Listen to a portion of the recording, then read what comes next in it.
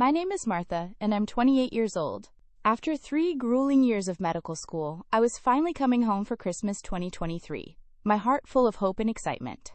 I had sacrificed everything for my dream of becoming a doctor, working multiple jobs, surviving on ramen noodles, and barely sleeping. But I believed my family understood my struggles and would celebrate this milestone with me. As I walked up the familiar driveway, carrying my worn duffel bag, I never imagined that a small, wrapped box would completely shatter my faith in the people I loved most. Before I tell you about that life-changing Christmas morning, let me know where you're watching from in the comments below. Please hit that like button if you believe families should treat all their children fairly, and don't forget to subscribe because you won't want to miss what happened next in this story that changed everything. Growing up, I was always the good kid in our family. While my older sister Sandra caused drama and got into trouble, I kept my head down, studied hard, and made my parents proud. My father, Richard, worked as an engineer for a construction company, and my mother, Beverly, ran a small catering business from home. We weren't wealthy, but we were comfortable enough that money was never really discussed as a problem. Sandra, who's 4 years older than me, had always been the favorite. She was the first grandchild, the one who gave my parents their first taste of parenthood, and somehow that seemed to make her special in their eyes. By the time I came along, the novelty had worn off. Sandra got married right after high school to her boyfriend Danny, and by 25, she had 2 beautiful children, Emma and Jake. She worked part-time at a daycare center, while her husband managed a local auto parts store.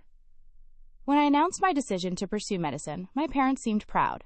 They would brag to their friends about their daughter, who was going to be a doctor. But when it came to the practical support, things were different. While Sandra lived just 10 minutes away and received regular help with babysitting, groceries, and even rent money when times were tight, I was expected to figure everything out on my own. Medical school was brutal. The tuition alone was overwhelming, even with scholarships and grants. I took out massive student loans, worked as a tutor, cleaned office buildings on weekends, and even donated plasma when I was desperate for grocery money. There were nights I fell asleep studying in the library because I couldn't afford to heat my tiny studio apartment. I lived on peanut butter sandwiches and instant coffee, wore the same 3 outfits in rotation, and hadn't bought anything new for myself in years. During those 3 years, I rarely came home. Between my class schedule, clinical rotations, and work commitments, I barely had time to breathe, let alone make the 6-hour drive home. My parents would call occasionally, always asking how school was going, and I would tell them about my struggles. They would make sympathetic sounds and tell me how proud they were, but concrete help never materialized. I told myself they were probably just stretched thin financially, and I convinced myself that their emotional support was enough. The few times I did make it home, usually for major holidays, Sandra would be there with her family, and the conversation always seemed to revolve around her children's activities, her work stories, or some financial stress she was experiencing. I would share updates about my studies, my research projects, or my plans for residency, but somehow the focus always shifted back to Sandra's immediate needs. I didn't mind, really. I thought it made sense that a mother with young children would need more attention and support. As Christmas 2023 approached, I was exhausted but hopeful. I had just finished my hardest semester yet, including a particularly challenging surgery rotation that had left me physically and emotionally drained.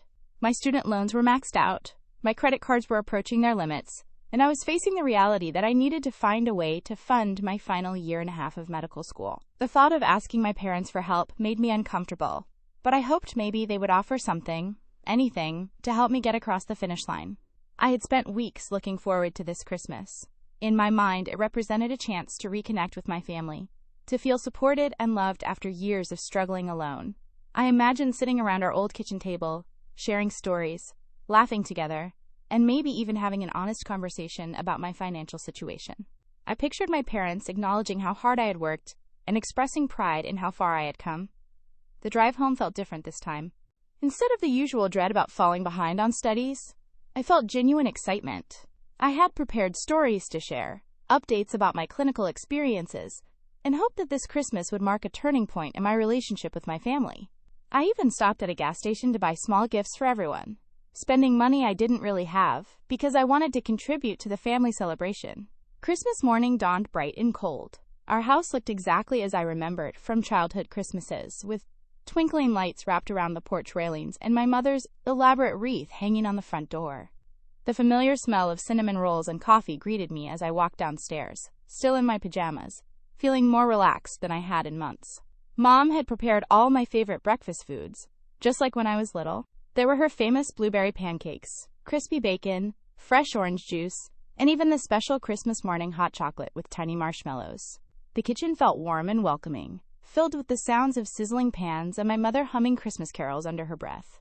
But something felt off almost immediately. Sandra was already downstairs, sitting at the kitchen counter with her coffee, but she barely looked up when I entered.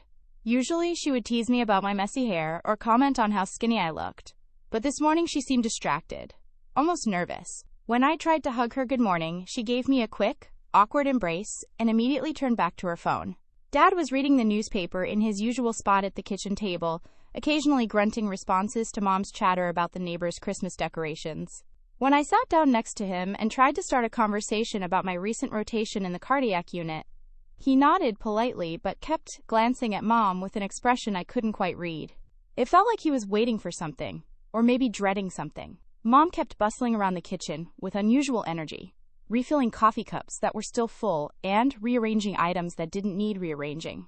She would start sentences about the weather or ask about my flight, then trail off mid-thought as if her mind was elsewhere. Every few minutes, she would exchange meaningful looks with Dad and Sandra, the kind of silent communication that made me feel like an outsider in my own family. During breakfast, the conversation felt forced. Sandra talked about Emma's Christmas pageant at school and Jake's obsession with dinosaurs, but even these usually animated stories fell flat. She kept checking her phone and glancing toward the living room where our Christmas tree stood, surrounded by an impressive pile of wrapped presents. I noticed that several of the larger boxes had Sandra's name on them, which seemed normal since she had children to think about. When I tried to share some exciting news about being selected for a competitive research opportunity, the response was lukewarm at best. Mom made appropriate congratulatory sounds, but I could tell she wasn't really listening. Dad asked a few basic questions but seemed distracted. Sandra didn't even acknowledge what I had said, pretending to be absorbed in texting someone. The strangest part was how they all seemed to be watching each other, as if they were following some script I hadn't been given. There were pauses in conversations that felt loaded with meaning, half-finished sentences, and an overall tension that made my stomach start to churn. I began to wonder if something bad had happened that they weren't telling me about, like a health scare or financial trouble. As we finished eating, Mom announced that we would open presents in the living room, starting with the oldest first, which meant Sandra would go before me. This had been our family tradition for as long as I could remember, so it didn't strike me as unusual. But the way she said it, with a bright smile that didn't quite reach her eyes, made me feel uneasy. I helped clear the breakfast dishes, trying to shake off the weird feeling that had settled over me. I told myself I was probably just tired from the stress of school and reading too much into normal family dynamics. After all, it had been months since we had all been together, and maybe everyone just needed time to warm up and feel comfortable again. The living room looked magical, just like every Christmas of my childhood. Our tree stood in the corner, decorated with ornaments collected over decades, each one holding memories of Christmases past. Wrapped packages of all sizes created a colorful mountain beneath the tree, their ribbons and bows catching the light from the twinkling branches above. Sandra sat cross-legged on the floor near the tree, while I settled onto the couch next to Dad. Mom positioned herself in her favorite armchair with her coffee, wearing the same excited expression she had worn for every Christmas morning of my life. For a moment, the strangeness of breakfast seemed to fade, replaced by the familiar warmth of family tradition. Mom reached for the largest package, a huge box wrapped in silver paper with an enormous red bow. The tag clearly read, "For Sandra, with love from Mom and Dad." Sandra's face lit up with genuine excitement as she began carefully removing the wrapping paper, taking her time to build suspense just like she had done as a child. When the paper fell away, I could see the edge of a box that looked like it contained something electronic. Sandra gasped and started tearing at the remaining packaging with renewed energy. As more of the box became visible, I could make out letters that spelled Honda, and suddenly realized this wasn't just any electronic device. The final reveal took my breath away. It was a key fob and documentation for a brand new Honda Pilot, complete with photos of a gleaming white SUV sitting in our driveway. The sticker price, visible in one of the photos, showed $42,000. Sandra screamed with joy, jumping up and down like a teenager, tears streaming down her face as she hugged Mom and Dad. "Oh my God, I can't believe this! This is incredible! Thank you so much!" Sandra kept repeating, her voice shaking with emotion. "Emma and Jake are going to be so excited. I can't wait to drive them to school in this." Mom and Dad were beaming, clearly delighted with Sandra's reaction. Dad explained that they had been planning this for months, working with the dealership to pick out the perfect model with all the safety features Sandra would need for transporting the grandchildren. Mom added that they had even paid for an extended warranty and the first year of insurance. I felt a complex mix of emotions watching this scene unfold. Part of me was genuinely happy for Sandra. I knew she had been driving an old minivan that constantly needed repairs, and having reliable transportation for her children was important. But another part of me couldn't help calculating what $42,000 could mean for my own situation. That amount would cover my remaining tuition, living expenses, and maybe even eliminate some of my crushing debt. Still, I pushed those thoughts aside and joined in celebrating Sandra's good fortune. I hugged her and told her how excited I was for her, and I meant it. I assumed that my parents had planned something significant for me too, though probably not as expensive since I didn't have children to consider.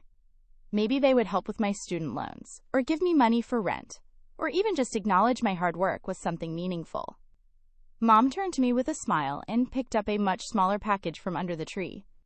It was wrapped in pink paper with a simple white ribbon, roughly the size of a shoebox but much lighter. My heart started beating faster as I accepted the gift, wondering what thoughtful surprise my parents had planned for me. As I began unwrapping the package, I noticed the room had gone completely silent. Sandra stopped talking about her new car and sat down, suddenly very interested in her fingernails. Dad shifted uncomfortably in his seat and picked up his coffee cup, avoiding eye contact with me. Mom watched me with that same bright smile, but now it looked strained around the edges. I lifted the lid of the box slowly, expecting to find something wonderful inside. Instead, I stared down at a small ceramic piggy bank shaped like a smiling pig with a curly tail, the kind you might give to a 5-year-old to teach them about saving money. Nestled beside it was a single dollar bill, crisp and new, folded in half. For a moment, I couldn't process what I was seeing. I picked up the piggy bank and turned it over in my hands, checking to see if there was something else hidden inside the box.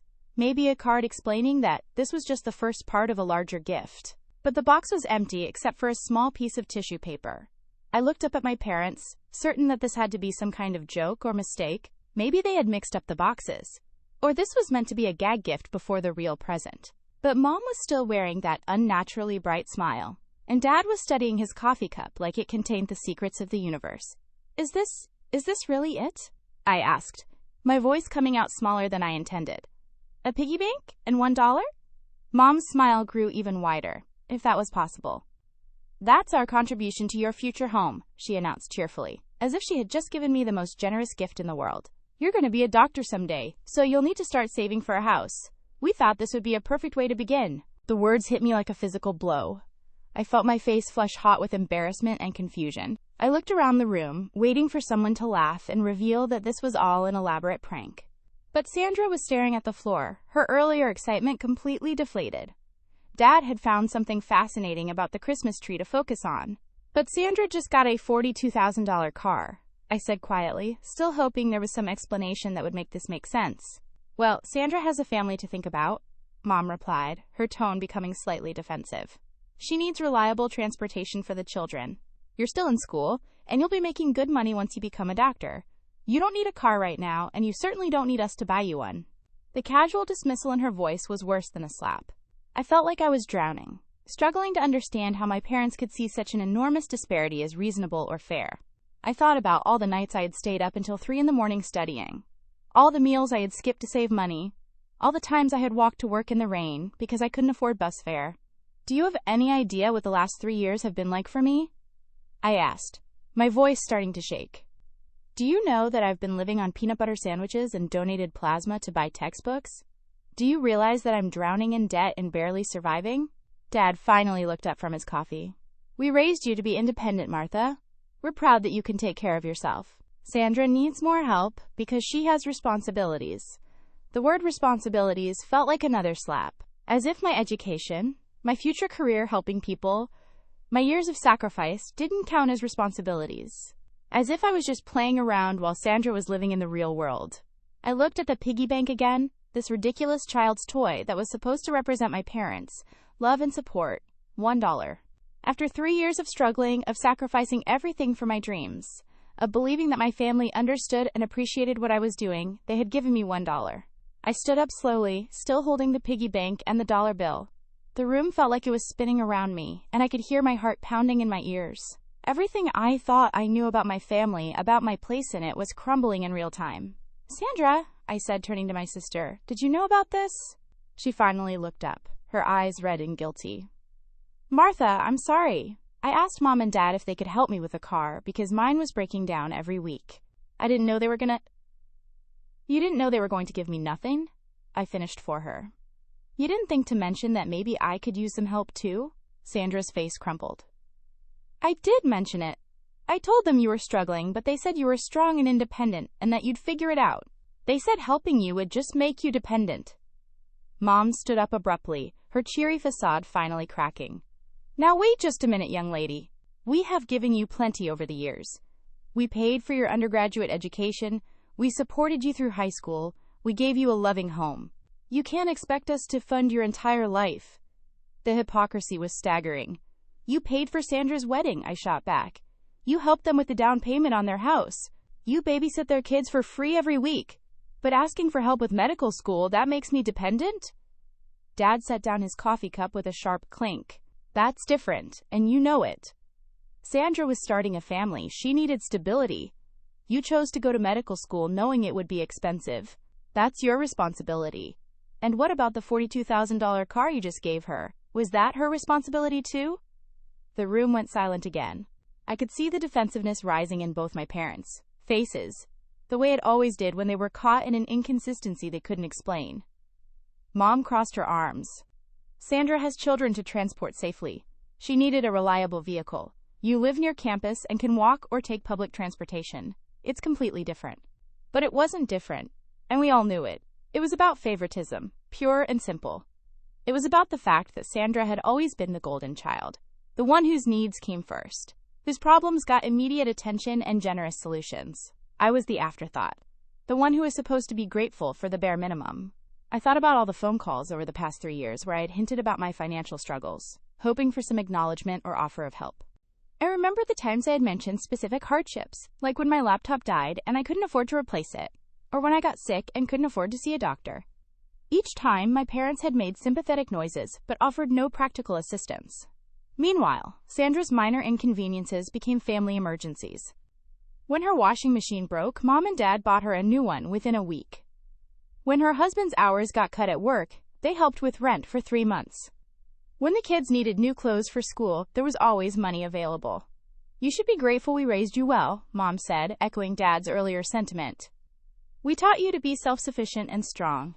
That's worth more than any amount of money. Grateful? They wanted me to be grateful for being neglected. Grateful for being treated like I didn't matter. Grateful for watching my sister receive everything while I got table scraps. I looked down at the piggy bank one more time, this insulting symbol of their contribution to my future. $1. After everything I had been through, after all my achievements and sacrifices, I was worth $1 to them. That's when something inside me snapped. Not in an angry, explosive way, but like a cord being cut. Suddenly, I felt completely detached from the scene around me, like I was watching it happen to someone else. The hurt was still there, but it was joined by a crystal clear understanding of exactly where I stood in this family. I can't stay here anymore, I said quietly. The words came out calmer than I felt, but they seemed to echo in the silent room. Mom and Dad looked at each other with the same expression people wear when a toddler threatens to run away from home. Amused tolerance mixed with mild concern. Oh, Martha, don't be so dramatic, Mom said with a dismissive wave. You're upset right now, but you'll feel better after you calm down. Why don't you go take a walk and we'll talk about this later? But I was already moving toward the stairs. I'm not being dramatic, I'm being realistic. I finally understand exactly what I mean to this family. Dad called after me as I headed upstairs. You're overreacting, sweetie. Come back down and let's discuss this like adults. I didn't respond. In my childhood bedroom, I began methodically packing my belongings. It didn't take long since I had learned to live with very little over the past few years. A few changes of clothes, my laptop, textbooks, some personal items that actually mattered to me. Everything fit into the same duffel bag I had brought home. As I packed, memories flooded back with startling clarity. All those times I had made excuses for my parents' behavior, convinced myself that their lack of support was just tough love, or that they were treating me fairly. I remembered being 12 years old and watching Sandra get a elaborate birthday party with 30 guests while I got a small family dinner. I had told myself it was because Sandra was older, more social. I remembered high school graduation, when Sandra's friends and boyfriend filled 2 rows at the ceremony while my parents sat alone, having not thought to invite extended family to celebrate my valedictorian honor. I had convinced myself that Sandra's graduation had just been different, more important somehow. The pattern had been there all along. I had just been too desperate for their approval to see it clearly. My phone buzzed with a text from Sandra. "Please don't go. I feel terrible about this." I typed back, "You should feel terrible. But not because you got a car. Because you knew this was wrong, and you said nothing." Another buzz. "I tried to talk to them about helping you too. They wouldn't listen." Did you try very hard, Sandra? Or did you just accept that there wasn't enough for both of us? This time, she didn't respond. I zipped up my bag and took one last look around the room. Posters from high school still hung on the walls, along with honor roll certificates and academic awards that had once made me so proud. Now they just looked like evidence of how hard I had tried to earn love that was never going to be freely given. Downstairs, I could hear my parents talking in urgent whispers. They were probably debating whether to come upstairs and try to stop me, or whether to let me have my tantrum and assume I'd be back by dinner. I picked up the piggy bank from where I had left it on my desk and dropped it into my bag along with the dollar bill. Not because I wanted them, but because I needed the reminder. I needed to remember this feeling, this moment of clarity, so I would never forget what I was worth to the people who were supposed to love me most. Walking down the stairs with my bag felt like descending into a different world. The Christmas morning magic was completely gone, replaced by an awkward tension that made everyone avoid eye contact. Mom was standing by the window, pretending to watch birds in the yard. Dad had returned to his newspaper, though I could tell he wasn't actually reading. Sandra sat on the couch looking miserable. "This is ridiculous, Martha," Mom said without turning around. "You're throwing a tantrum over a Christmas gift like a child." I stopped at the bottom of the stairs. "You're right about one thing. I am acting like a child. I've been acting like a child for 28 years, believing that if I was good enough, smart enough, accomplished enough, you would finally see me the way you see Sandra. But that's never going to happen, is it?" She turned around then, her face flushed with anger. "How dare you compare our relationships? Sandra has given us grandchildren. She's built a family. She contributes to this family in ways you can't understand. And what have I contributed? Just my entire future, my career helping people, my years of sacrifice and hard work. But that doesn't count because I haven't reproduced yet." Dad folded his newspaper with sharp, angry movements. "That's enough. You're being disrespectful and ungrateful. We don't owe you anything, Martha. You're an adult." I walked toward the front door, then paused with my hand on the handle. "You're absolutely right. You don't owe me anything. And I don't owe you anything either. Thank you for the piggy bank. I'll remember this Christmas forever." The cold December air hit my face like a slap as I stepped outside. But it felt cleaner somehow than the suffocating atmosphere inside the house. I could hear Mom calling my name through the closed door, her voice taking on a slightly panicked edge now that I was actually leaving. Dad's voice joined hers, telling her to let me go, that I'd be back when I calmed down. But I wouldn't be back. Not for a long time, maybe not ever.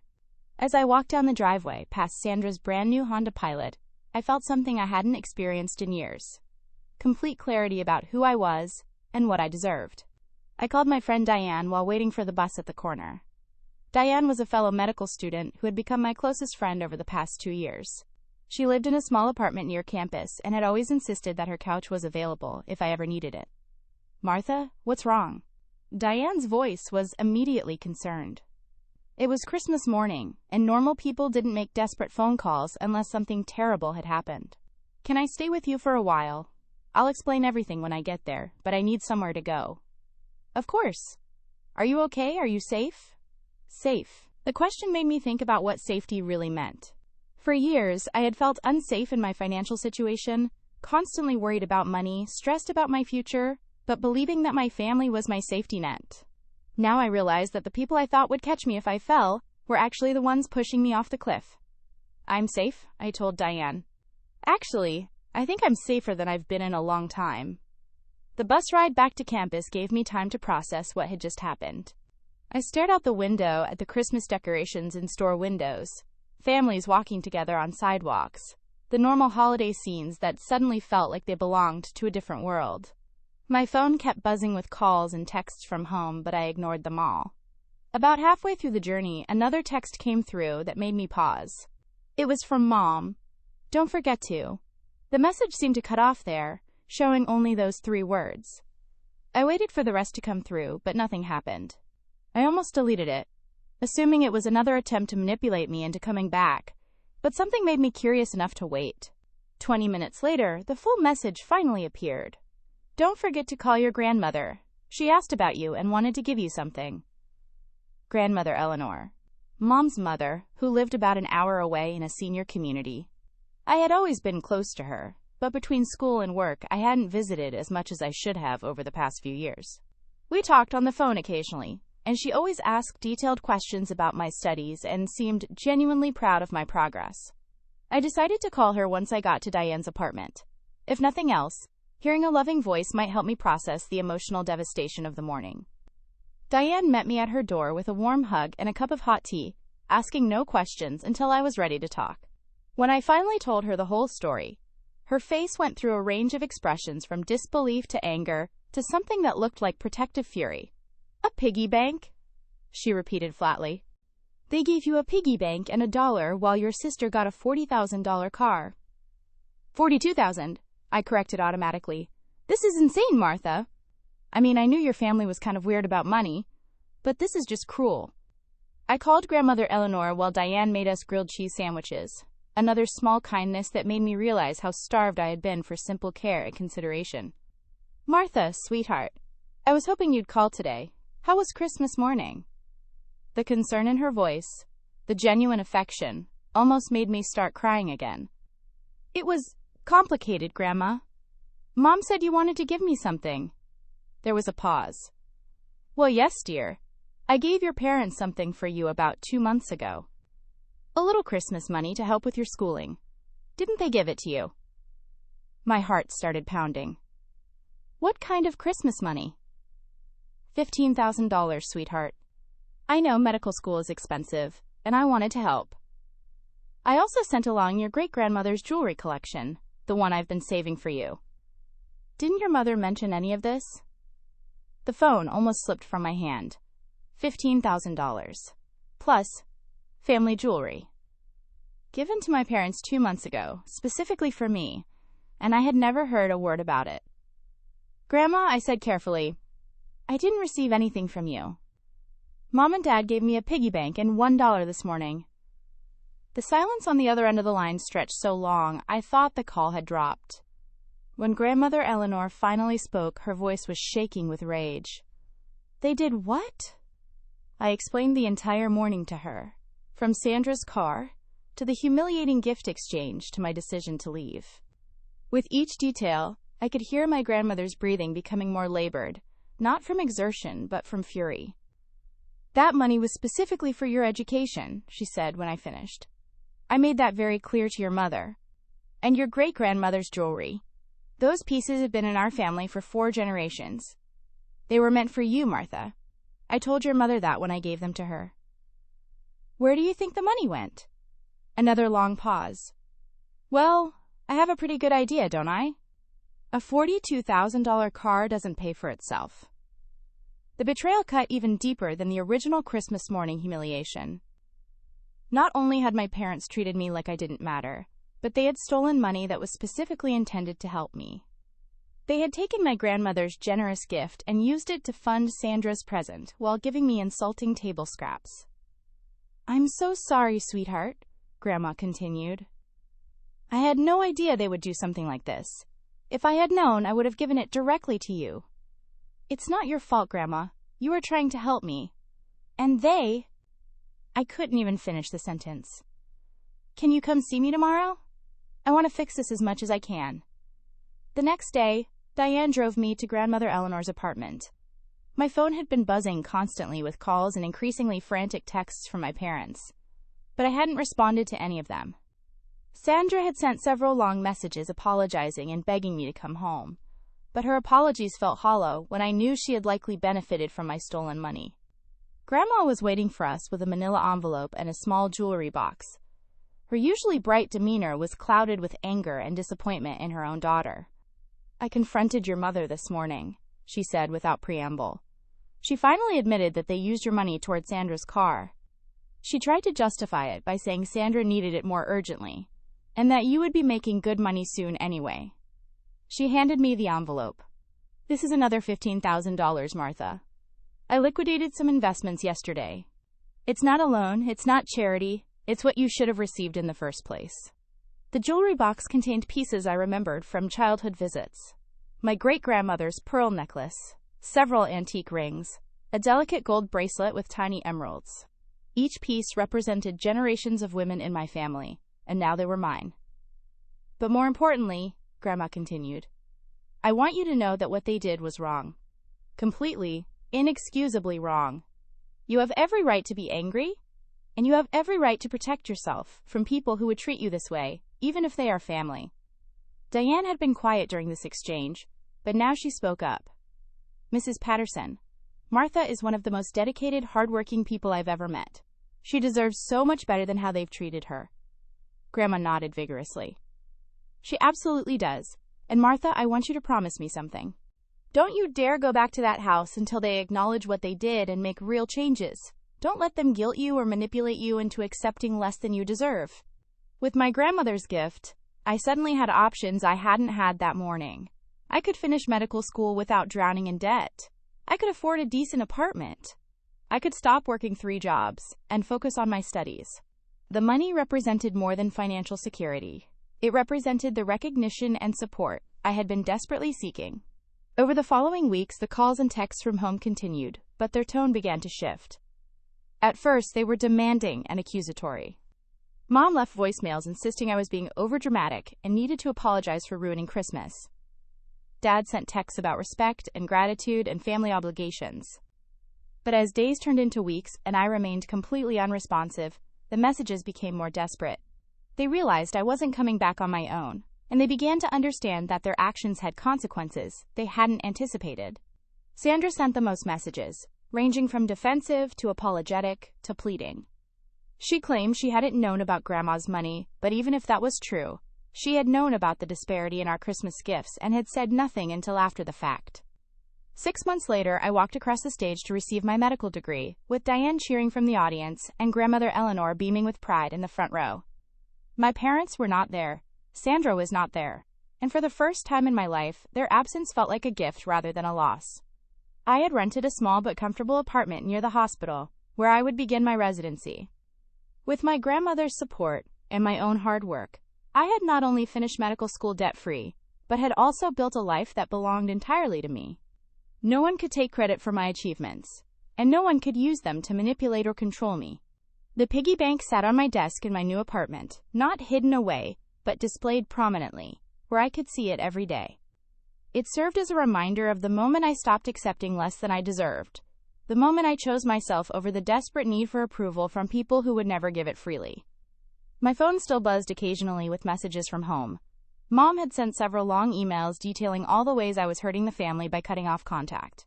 Dad had tried a few different approaches, from anger to guilt to attempted reconciliation.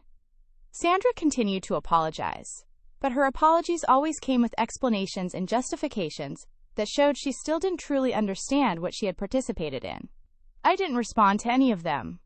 Not out of spite or revenge, but because I had finally learned that I didn't owe anyone my presence, my forgiveness, or my emotional energy just because we shared DNA. Love wasn't supposed to come with conditions and scorecards. Support wasn't supposed to be rationed based on favoritism and arbitrary criteria. My new life wasn't perfect, but it was mine. My residency was challenging and exhausting, but I was doing work that mattered, helping people, making a difference in the world. I had built relationships with colleagues who valued my contributions, and friends who supported me, without keeping tallies of what they gave versus what they received. The healing process hadn't been easy. There were days when I missed the idea of having a close family, when I grieved for the relationships I had wished we could have had.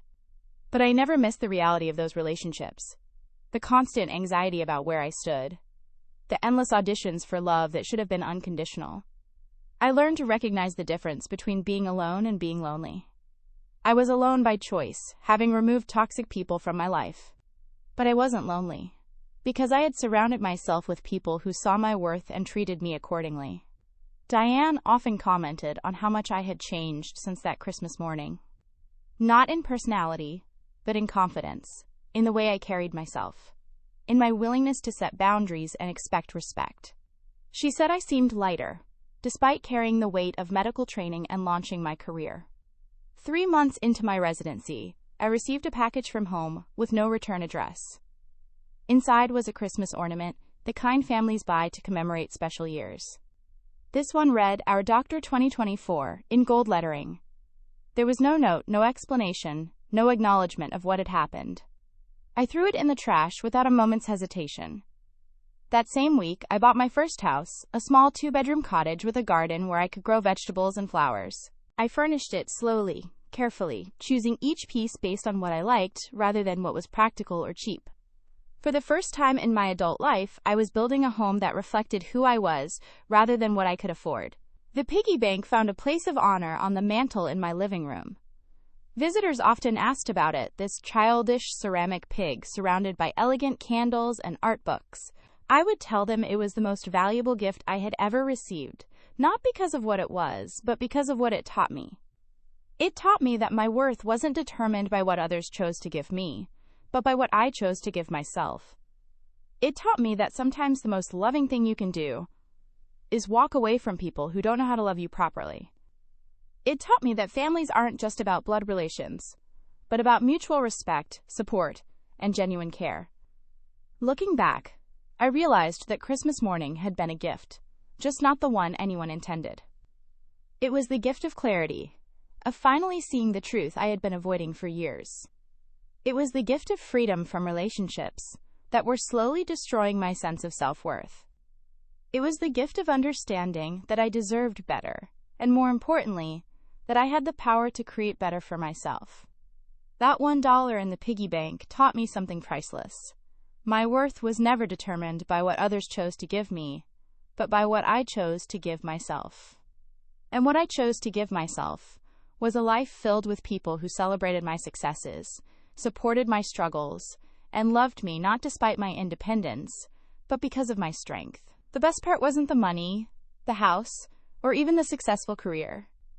The best part was the peace that came from finally understanding that I was enough, exactly as I was, without needing anyone else's approval to prove it.